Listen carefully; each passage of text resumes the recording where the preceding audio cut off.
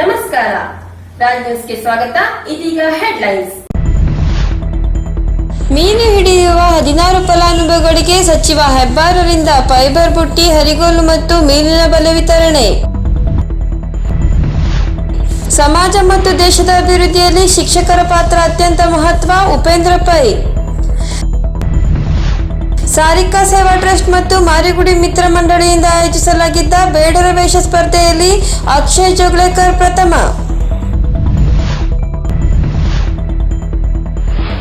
ಹಿಂದೂಸ್ತಾನಿ ಶಾಸ್ತ್ರೀಯ ತಾಳವಾದ್ಯ ಸ್ಪರ್ಧೆಯಲ್ಲಿ ಮೇದಿನಿ ಶೆಟ್ಟಿ ತಾಲೂಕಿಗೆ ಪ್ರಥಮ.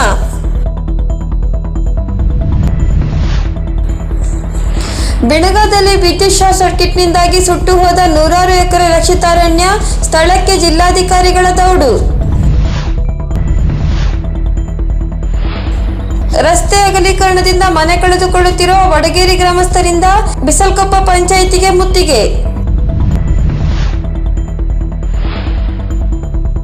ಭ್ರಷ್ಟಾಚಾರ ನಿಯಂತ್ರಣವೇ ಎಪಿಪಿಯ ಮಂತ್ರ, ಎಪಿಪಿ ಸಿರ್ಸಿ ಸಿದ್ದಾಪುರ ಅಭ್ಯರ್ಥಿ ಹಿತೇಂದ್ರ ನಾಯ್ಕ್. ಮತ್ತು ತಮ್ಮಣ್ಣ ಬೀಗಾರ್ ಅವರಿಗೆ ಪ್ರತಿಷ್ಠಿತ ಬಾಲ ವಿಕಾಸ ಅಕಾಡೆಮಿಯ ಗೌರವ ಪ್ರಶಸ್ತಿ. ಧರ್ಮ ಮತ್ತು ವರ್ಧಾ ನದಿ ಪಾತ್ರದಲ್ಲಿ ಮೀನು ಹಿಡಿಯುವ 16 ಮೀನುಗಾರರಿಗೆ ಸಚಿವ ಶಿವರಾಮ್ ಹೆಬ್ಬಾರ್ ಫೈಬರ್ ದೋಣಿ, ಹರಿಗೋಲು ಮತ್ತು ಮೀನು ಹಿಡಿಯುವ ಬಲೆ ವಿತರಿಸಿದರು. ಧರ್ಮ ಜಲಾಶಯ ಹಾಗೂ ವರದಾ ನದಿ ಪಾತ್ರದಲ್ಲಿ ಮೀನು ಹಿಡಿಯಲು ಪರವಾನಗಿ ಪಡೆದ 16 ಮೀನುಗಾರರಿಗೆ ಮೀನುಗಾರಿಕೆ ವತಿಯಿಂದ ಫೈಬರ್ ಬುಟ್ಟಿ, ಹರಿಗೋಲು ಮತ್ತು ಮೀನು ಹಿಡಿಯುವ ಬಲೆಯನ್ನು ವಿತರಿಸಲಾಯಿತು. ಕಾರ್ಮಿಕ ಸಚಿವ ಶಿವರಾಮ್ ಹೆಬ್ಬಾರ್ ಮೀನು ಹಿಡಿಯುವ ಪರಿಕರಗಳನ್ನು ಫಲಾನುಭವಿಗಳಿಗೆ ವಿತರಿಸಿ ಇದರ ಸದುಪಯೋಗ ಪಡೆದುಕೊಂಡು ಆರ್ಥಿಕ ಸ್ಥಿತಿ ಸುಧಾರಿಸಿಕೊಳ್ಳಬೇಕೆಂದು ಮನವಿ ಮಾಡಿದರು.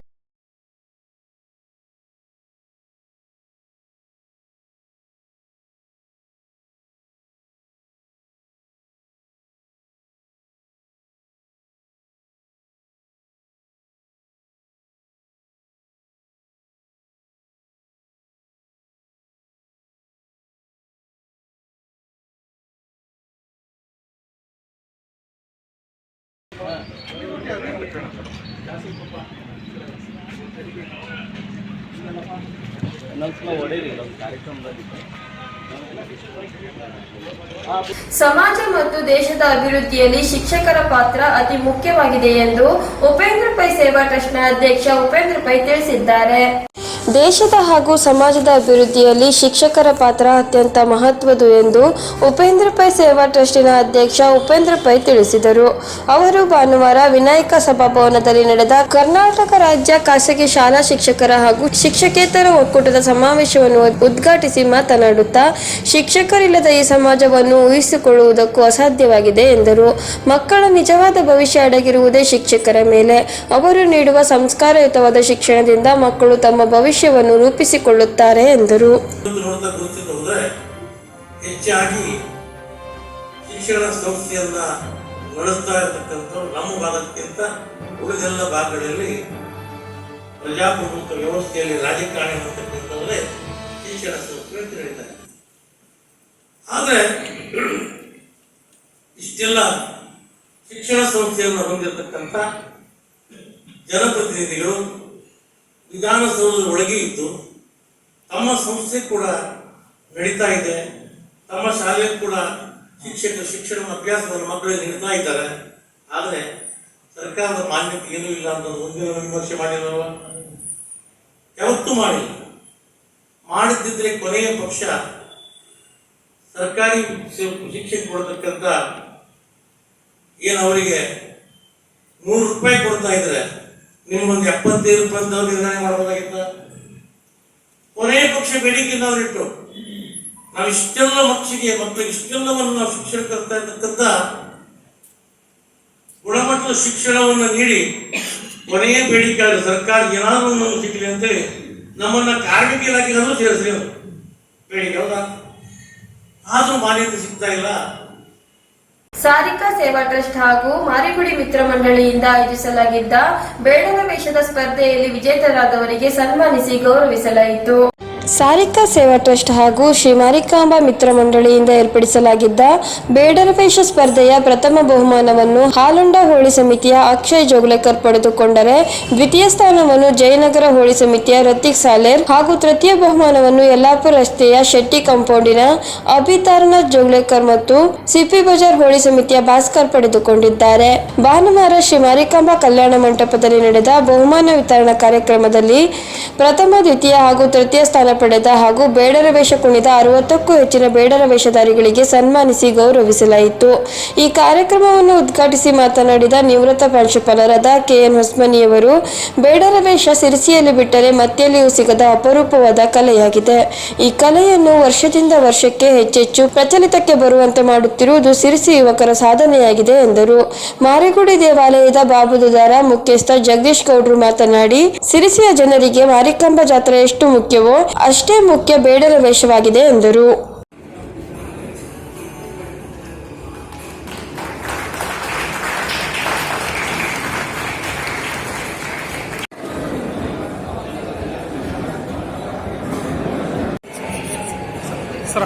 ಸರ್ ಒಂದು ನಿಮಿಷ.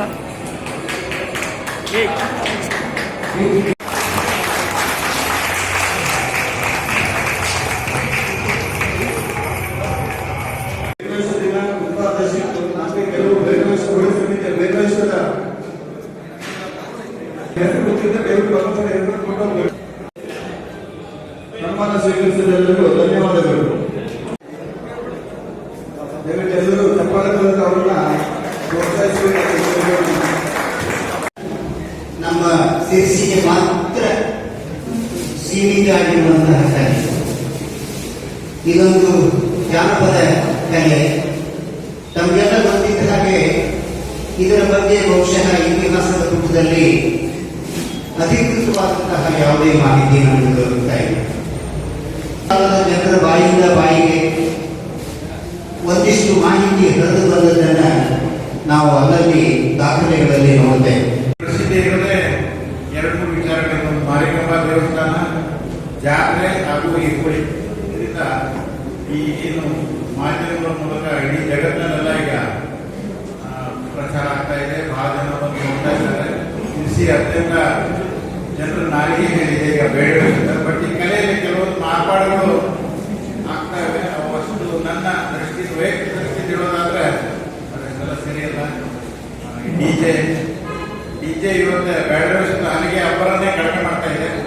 ಸೊ ಅಂಥವನ್ನೆಲ್ಲ ಈಗ ವೇದಿಕೆ ಮೇಲೆ ಇರೋ ಒಂದು 4-5 ಜನ ನಾವೆಲ್ಲ ಸೀನಿಯರ್ ಸಿಟಿಜನ್, ಆ ಕಡೆ ಭಾಗದಲ್ಲಿ ಇರೋರು ನಮ್ಮ ಜಯಶಾಸ್ತ್ರಿ ಪೈಯು, ಇವರು ಇಂಥವ್ರ ಮೇಲೆ ಜವಾಬ್ದಾರಿ ಇದೆ. ಇದನ್ನ ಇದೇ ತರ ಏನು ನಾಟಕ ಶಾಲಾ ಪರೀಕ್ಷೆ ಮತ್ತು ಮೌಲ್ಯ ನಿರ್ಣಯ ಮಂಡಳಿ ನಡೆಸಿದ ಹಿಂದೂಸ್ತಾನಿ ಶಾಸ್ತ್ರೀಯ ತಾಳವಾದ್ಯ ಸ್ಪರ್ಧೆಯಲ್ಲಿ ಮೇದಿನಿ ಜಯವಂತ್ ಶೆಟ್ಟಿ ಸಿರಿಸಿ ತಾಲೂಕಿಗೆ ಪ್ರಥಮ ಸ್ಥಾನ ಗಳಿಸಿದ್ದಾಳೆ. ಕರ್ನಾಟಕ ಶಾಲಾ ಪರೀಕ್ಷೆ ಮತ್ತು ಮೌಲ್ಯ ನಿರ್ಣಯ ಮಂಡಳಿ ಬೆಂಗಳೂರು ಇವರು 2022-2023ನೇ ಸಾಲಿನಲ್ಲಿ ನಡೆಸಿದ ಹಿಂದೂಸ್ತಾನಿ ಶಾಸ್ತ್ರೀಯ ತಾಳವಾದ್ಯ ಸೀನಿಯರ್ ಪರೀಕ್ಷೆಯಲ್ಲಿ ಕುಮಾರಿ ಮೇದಿನಿ ಜಯಂತ್ ಶೆಟ್ಟಿ ಇವಳು 600ಕ್ಕೆ 476 ಅಂಕವನ್ನು ಗಳಿಸಿ ಸಿರಿಸಿ ಪರೀಕ್ಷಾ ಕೇಂದ್ರಕ್ಕೆ ಪ್ರಥಮ ಸ್ಥಾನ ಗಳಿಸಿದ್ದಾಳೆ.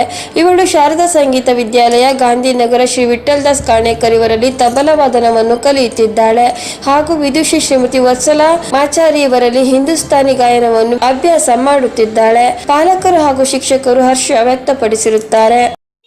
ಹಾಯ್ ದಿವ್ಯಾ. ಹಾಯ್, ಇದೇನು ಹೊಸ ಸ್ಕೂಟ್ರಾ? ನಾನು ಕೂಡ ಎಲೆಕ್ಟ್ರಿಕ್ ಬೈಕ್ ತಗೋಬೇಕು ಅಂತಿದ್ದೀನಿ. ಪ್ಲೀಸ್ ಸಜೆಸ್ಟ್ ಮಾಡೋ. ಮತ್ತೆ ಯಾಕೆ ಚಿಂತೆ? ಸಿರ್ಸಿ ಬನವಾಸಿ ರೋಡ್ ಅಲ್ಲಿರೋ ಸಾಯಿ ಸಿರಿ ಮೋಟಾರ್ಸ್ ಇಂದ ಯುಗಾದಿ ಹಬ್ಬಕ್ಕೆ ಒಕಿನೋವಾ ಎಲೆಕ್ಟ್ರಿಕ್ ಸ್ಕೂಟರ್ ಮೇಲೆ ಮೆಗಾ ಆಫರ್ ಇದೆ. ಹೌದಾ? ಫೀಚರ್ಸ್ ಏನೇನಿದೆ? ಮೈಲೇಜ್ ಏನು? ಸ್ಪೀಡ್ ಪ್ರತಿ ಗಂಟೆಗೆ 65ರಿಂದ 75. ಒಮ್ಮೆ ರೀಚಾರ್ಜ್ ಮಾಡಿದ್ರೆ 100ರಿಂದ 120 ಮೈಲೇಜ್ ನೀಡುತ್ತೆ. ಓ ಹೌದಾ? ಆಫರ್ ಏನಾದ್ರೂ ಇದೆಯಾ? ಹೌದು ಕಣೆ, ಯುಗಾದಿ ವಿಶೇಷ ಬೈಕ್ ಖರೀದಿ ಮೇಲೆ 10,000 ಡಿಸ್ಕೌಂಟ್ ಇದೆ. ಹೌದಾ? 10 ಗ್ರಾಂ ಬೆಳ್ಳಿ ನಾಣ್ಯ ಕೂಡ ಉಚಿತ. ನಿಜಾನಾ? ಬೆಳ್ಳಿ ನಾಣ್ಯ ಕೂಡ ಕೊಡ್ತಾರಾ? ಅಷ್ಟೇ ಅಲ್ಲ ಕಣೆ, ಎಲ್ಲಾ ಕಲರ್ಸ್ ಅಲ್ಲೂ ಇದೆ. ಸುಲಭ ಸಾಲ ಸೌಲಭ್ಯ ಕೂಡ ಇದೆ. ಬೆಸ್ಟ್ ಸರ್ವಿಸ್ ಇದೆ. ವ್ಯಾಲ್ಯೂಬಲ್ ಎಕ್ಸ್ಚೇಂಜ್ ಸೌಲಭ್ಯ ಕೂಡ ಇದೆ. ಓ ಹೌದಾ? ಹಾಗಾದ್ರೆ ನಡಿ ಹಿಂದೆ ಸ್ಕೂಟರ್ ಬುಕ್ ಮಾಡೋಣ. ಎಲ್ಲರಿಗೂ ಸಾಯಿ ಸಿರಿ ಮೋಟಾರ್ಸ್ ವತಿಯಿಂದ ಯುಗಾದಿ ಹಬ್ಬದ ಹಾರ್ದಿಕ ಶುಭಾಶಯಗಳು. ಒಕಿನೋವಾ ನಮ್ಮ ದೇಶದ ವಾಹನ, ದೇಶಕ್ಕಾಗಿ ವಾಹನ. ಸಾಯಿ ಸಿರಿ ಮೋಟಾರ್ಸ್ ಬನವಾಸಿ ಮುಖ್ಯ ರಸ್ತೆ, ಸಿರಿಸಿ, ಉತ್ತರ ಕನ್ನಡ. ಮೊಬೈಲ್ ಸಂಖ್ಯೆ 9740549648 9739755632. ಬಿಣಗಾದಲ್ಲಿ ನೂರಾರು ಎಕರೆ ರಕ್ಷಿತಾರಣ್ಯ ವಿದ್ಯುತ್ ಶಾರ್ಟ್ ಸರ್ಕ್ಯೂಟ್ಗೆ ಸುಟ್ಟು ಹೋದ ಘಟನೆ ನಡೆದಿದೆ. ಕಾರವಾರ ತಾಲೂಕಿನ ಬಿಣಗಾದಲ್ಲಿ ವಿದ್ಯುತ್ ಶಾರ್ಟ್ ಸರ್ಕ್ಯೂಟ್ನಿಂದಾಗಿ ನೂರಾರು ಎಕರೆ ರಕ್ಷತಾರಣ್ಯ ಸುಟ್ಟು ಹೋದ ಘಟನೆ ನಡೆದಿದೆ. ಸುದ್ದಿ ತಿಳಿದ ನೌಕಾನೆಲೆ ಸಿಬ್ಬಂದಿ, ಅಗ್ನಿಶಾಮಕ ಸಿಬ್ಬಂದಿ, ಅರಣ್ಯ ಇಲಾಖೆ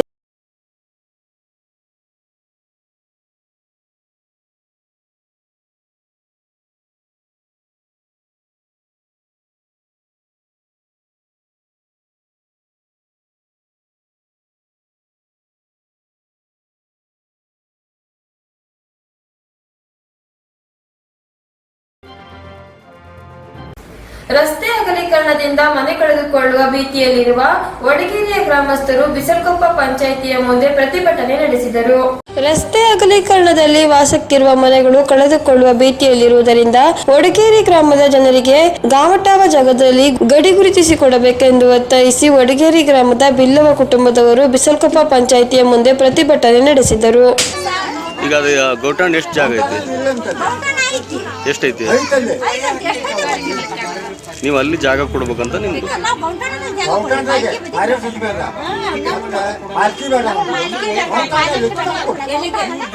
ಈಗ ಏನಂತಾರ ಅಧಿಕಾರಿಗಳು? ಬಂದಾರ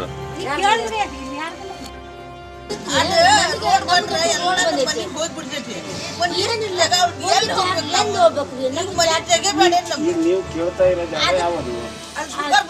ಗೌಟಾಣ ಜಾಗ ನಮಗ್ ಒಂದೊಂದು ಮನೆಗೆ ಬಿಟ್ಟು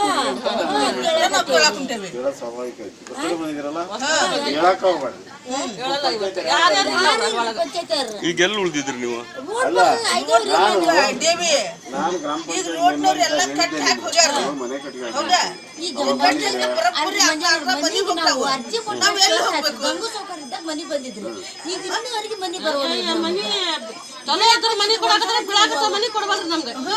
ರಿಪೇರಿ ಕೊಟ್ಟಿವನ್ರಿ, ಅದು ಕೊಟ್ಟಿಲ್ಲ.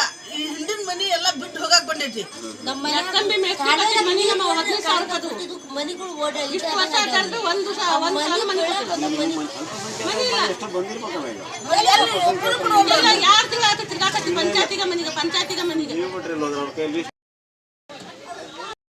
ಶಿಕ್ಷಿ ತಾಲೂಕು ಬಿಸಲ್ಕೊಪ್ಪ ಪಂಚಾಯತ್ ವ್ಯಾಪ್ತಿಯಲ್ಲಿ ಬರುವ ವಡಗೇರಿಯಲ್ಲಿ ಸಾಮಾನ್ಯ ಒಂದು 7ರಿಂದ 8 ಎಕರೆ ಗೌಟಾಣ ಅಲ್ಲಿ ಖಾಲಿ ಇದ್ದ ಜಾಗ ಇದೆ. ಅದನ್ನು ಬೇರೆಯವರು ಅದನ್ನು ಕಬಳಿಸ್ಕೊಂಡು ಅದೇನೋ ಅಡಿಕೆ, ಬಾಳೆ ತೋಟ ಅದನ್ನೇನೋ ಮಾಡ್ಕೊಂಡು ಅಲ್ಲ ಹೇಳ್ತಾ ಇದ್ದಂತಾರೆ, ಅದನ್ನು ಪ್ರಯತ್ನ ಮಾಡ್ತಾ ಇದ್ದಾರೆ. ದಯವಿಟ್ಟು ಅದನ್ನೇ ಆಹಾರ ಫಲಾನುಭವಿಗಳಿಗೆ ಇಲ್ಲಿ ಆ ಕಡೆ ಈ ಕಡೆ ರೋಡು ಮತ್ತು ಇನ್ಯಾವುದಾರು ಅಭಿವೃದ್ಧಿ ಕೆಲಸಗಳು ಬಂದಾಗ ಅವರಿಗೆ ಮನೆ ನಿವಾಸ ಇಲ್ಲದೆ ಅಂತ ಸ್ಥಿತಿ ಒದಗಿಸ್ತಾ ಇದೆ. ಅದಕ್ಕಾಗಿ ದಯವಿಟ್ಟು ಗ್ರಾಮ ಪಂಚಾಯಿತಿಯರಲ್ಲಿ ಮನವಿ ಮಾಡ್ಕೊಳ್ತಾ ಇದ್ದೀನಿ, ದಯವಿಟ್ಟು ಅವರಿಗೆ ಭ್ರಷ್ಟಾಚಾರ ನಿರ್ಮೂಲನೆ ಎಪಿಪಿಯ ಧ್ಯೇಯವಾಗಿದೆ ಎಂದು ಎಪಿಪಿಯ ಸಿರ್ಸಿ ಸಿದ್ದಾಪುರ ಕ್ಷೇತ್ರದ ಅಭ್ಯರ್ಥಿ ಹಿತೇಂದ್ರ ನಾಯ್ಕ್ ತಿಳಿಸಿದ್ದಾರೆ. ಆಮ್ ಆದ್ಮಿ ಪಕ್ಷವು ಜನರಿಂದ ಸಂಗ್ರಹಿಸಿದ ತೆರಿಗೆಯನ್ನು ಜನರಿಗಾಗಿಯೇ ಖರ್ಚು ಮಾಡಲಿದೆ. ಬೇರೆ ಪಕ್ಷದವರು ಅವರವರ ಪಕ್ಷದ ಹಿತವನ್ನು ಬಯಸುವ ಜನರಿಗಾಗಿ ಮಾತ್ರ ತೆರಿಗೆ ಹಣವನ್ನು ಉಪಯೋಗಿಸುತ್ತಿದೆ. ಸಾಮಾನ್ಯ ಜನರ ಹಾಗೂ ಅಭಿವೃದ್ಧಿಯ ಸಲುವಾಗಿ ಉಪಯೋಗಿಸುತ್ತಿಲ್ಲ. ಹಾಗಾಗಿ ಆಮ್ ಆದ್ಮಿ ಪಕ್ಷವನ್ನು ಆಯ್ಕೆ ಮಾಡಿಕೊಂಡು ನಾನು ಅದರಲ್ಲಿ ಸ್ಪರ್ಧಿಸುತ್ತಿದ್ದೇನೆ ಎಂದು ಆಮ್ ಆದ್ಮಿ ಪಕ್ಷದ ಸಿರ್ಸಿ ಸಿದ್ದಾಪುರ ಕ್ಷೇತ್ರದ ಅಭ್ಯರ್ಥಿ ಹಿತೇಂದ್ರ ನಾಯ್ಕ್ ಹೇಳಿದರು. ಅವರು ಪಟ್ಟಣದಲ್ಲಿ ಸುದ್ದಿಗೋಷ್ಠಿ ನಡೆಸಿ ಮಾತನಾಡಿದರು. ಭ್ರಷ್ಟಾಚಾರ ರಹಿತವಾದಂಥ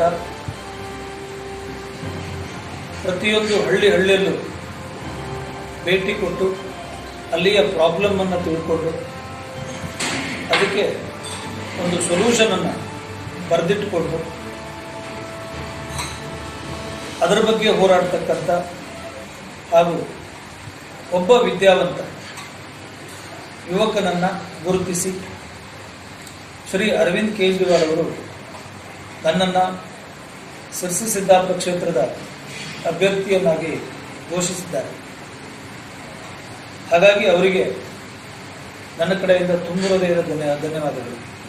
ಹಾಗೂ ನಾವು ಅಭ್ಯರ್ಥಿಯನ್ನು ಆಯ್ಕೆ ಮಾಡುವಾಗ ತುಂಬ ಪ್ರೊಸೀಜರ್ಗಳನ್ನ ಫಾಲೋ ಮಾಡಿದ್ದಾರೆ. ಎಷ್ಟು ಜನ ಮಿಸ್ ಕಾಲ್ ಕೊಟ್ಟಿದ್ದಾರೆ ನಮ್ಮ ಪಕ್ಷಕ್ಕೆ, ವಿಸಿಬಿಲಿಟಿ ಹೇಗಿದೆ, ಪ್ರತಿ ಹಳ್ಳಿಯಲ್ಲೂ ಬಂದು ಜನಾಭಿಪ್ರಾಯವನ್ನು ಸಂಗ್ರಹಿಸಿದ್ದಾರೆ.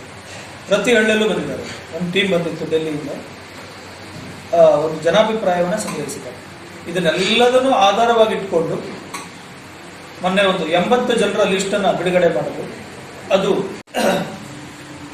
2 ಪ್ರಶ್ನೆಗಳಿಗೆ ನಾನು ಉತ್ತರ ಕೊಡಬೇಕು. ಜನರು ನನ್ನನ್ನು ಯಾಕೆ ಆಯ್ಕೆ ಮಾಡ್ಕೋಬೇಕು ಅಂತೇಳಿ. ಅದಕ್ಕೆ ನಮ್ಮ ಜನ ಹಾಸ್ಪಿಟಲ್ಗೆ ಶಿವಮೊಗ್ಗ, ಮಂಗಳೂರು ಅಲಿಯೋದನ್ನು ತಪ್ಪಿಸಬೇಕಾಗಿದೆ. ಉದ್ಯೋಗ ಹುಡುಕಿಕೊಂಡು ಬೆಂಗಳೂರಿಗೆ ಹೋದ ನಮ್ಮ ಯುವಕರನ್ನು ಮತ್ತೆ ವಾಪಸ್ ಅವರನ್ನು ಊರಿಗೆ ಕರೆತಂದು ಅವರಿಗೆ ಇಲ್ಲಿಯೇ ಉದ್ಯೋಗ ಕೊಟ್ಟು ಅವರ ಕೌಟುಂಬಿಕ ಜೀವನವನ್ನು ಮತ್ತೆ ಆರಂಭ ಮಾಡಬೇಕಾಗಿದೆ. ದುಡಿಯುವ ಹೆಣ್ಣು ಮಕ್ಕಳಿಗೆ ಅವರವರ ಊರಲ್ಲೇ ಉದ್ಯೋಗ ಕೊಡಬೇಕಿದೆ. ಹಳ್ಳಿಗಳಲ್ಲಿ ಶಿಕ್ಷಣ ಕ್ರಾಂತಿ ಆಗಬೇಕಿದೆ. ಯುವಕರು, ಕುಡುಕರು ಅಥವಾ ಇನ್ನಿತರ ಯಾವುದೇ ಚಟವಾನಿಗಳು ಆಗದಂತಹ ಒಂದು ಶಿಕ್ಷಣ ಅವರಿಗೆ ಕೊಡಬೇಕಿದೆ. ಅರಣ್ಯ ಆಶ್ರಿತರು ಅಂದರೆ ಉಳಿದವರ ದೃಷ್ಟಿಯಲ್ಲಿ ಅತಿಕ್ರಮಣದಾರರು ಅವರ ಜಮೀನನ್ನು ಅವರಿಗೆ ಕೊಡಿಸುವ ಸಲುವಾಗಿ ನಗರದ ಪ್ರದೇಶಗಳಲ್ಲಿ ಎನ್ಎ ಆದ ಎಲ್ಲಾ ಭೂಮಿಯ ಮಾಲೀಕರಿಗೆ ಫಾರಂ ನಂಬರ್ 3 ಕೊಡುವ ಸಲುವಾಗಿ ಕರ್ನಾಟಕ ಬಾಲ ವಿಕಾಸ ಅಕಾಡೆಮಿಯ ಗೌರವ ಪ್ರಶಸ್ತಿಯು ಸಿದ್ದಾಪುರ ಬಾಲ ಸಾಹಿತಿ ತಮ್ಮಣ್ಣ ಬೇಗರ್ ಅವರಿಗೆ ಲಭಿಸಿದೆ. ಬಾಲ ಸಾಹಿತಿ ತಮ್ಮಣ್ಣ ಬೇಗರಿಗೆ ಬಾಲ ವಿಕಾಸ ಅಕಾಡೆಮಿಯ ಗೌರವ ಪ್ರಶಸ್ತಿಯ ಗರಿ ಲಭಿಸಿದೆ.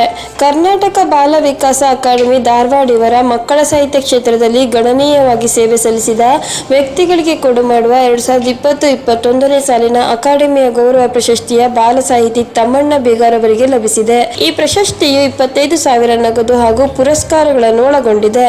ಧಾರವಾಡದ ಬಾಲ ವಿಕಾಸ ಅಕಾಡೆಮಿಯಲ್ಲಿ ನಡೆಯುವ ಪ್ರಶಸ್ತಿ ಪ್ರದಾನ ಸಮಾರಂಭದಲ್ಲಿ ಬೇಗರ್ಗೆ ಪ್ರಶಸ್ತಿ ಪ್ರದಾನ ಮಾಡಲಾಯಿತು. ತಮ್ಮಣ್ಣ ಬೇಗರ್ ಅವರು ಮಕ್ಕಳಿಗಾಗಿ ಕವನ ಸಂಕಲನ, ಕಥಾ ಸಂಕಲನ, ಕಾದಂಬರಿ, ಲಲಿತ ಪ್ರಬಂಧ ಹೀಗೆ ಸುಮಾರು 30 ಕೃತಿಗಳನ್ನು ಪ್ರಕಟಿಸಿದ್ದಾರೆ. ಇವರು 37 ವರ್ಷ ಪ್ರಾಥಮಿಕ ಶಾಲಾ ಶಿಕ್ಷಕರಾಗಿ ನಿವೃತ್ತರಾಗಿದ್ದು, ಇವರಿಗೆ ಶಿಕ್ಷಕರಿಗೆ ನೀಡುವ ರಾಜ್ಯ ಮತ್ತು ರಾಷ್ಟ್ರ ಉತ್ತಮ ಶಿಕ್ಷಕ ಪ್ರಶಸ್ತಿ ಕೂಡ ಲಭಿಸಿದೆ. ಇಲ್ಲಿಗೆ ವಾರ್ತಾ ಪ್ರಸಾರ ಮುಕ್ತಾಯವಾಯಿತು. ಮುಂದಿನ ವಾರ್ತೆಗಳೊಂದಿಗೆ ಸಿಗೋಣ.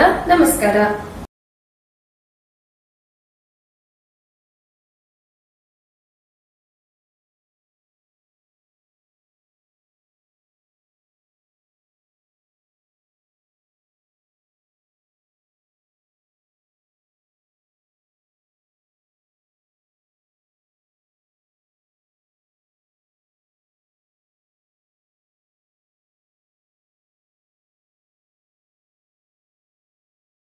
Thank you.